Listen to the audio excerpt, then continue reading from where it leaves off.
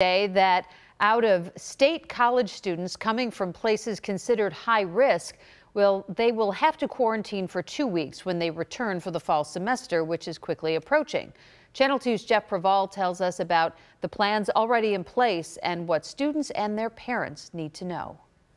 Well, the fall semester for colleges and universities just a month away. We are hearing from some schools on how they plan to deal with students from states that are currently on New York State's quarantine list.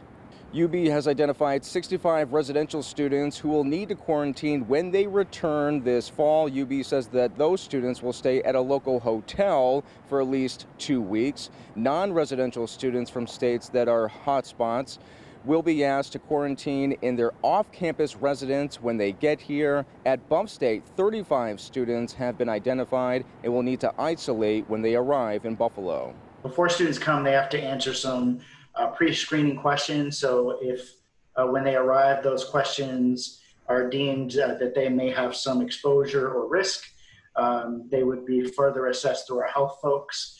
And should they they could go to a dedicated medical isolation building. Or those students will isolate in their dorms. We often hear from Governor Andrew Cuomo that rising infection rates in other states will eventually cause New York State's infection rate to rise. SUNY says that it has between 6,000 and 7,000 out-of-state students in states that are now considered hotspots.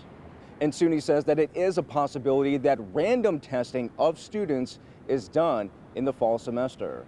In Buffalo, I'm Jeff Preval, Channel 2 News.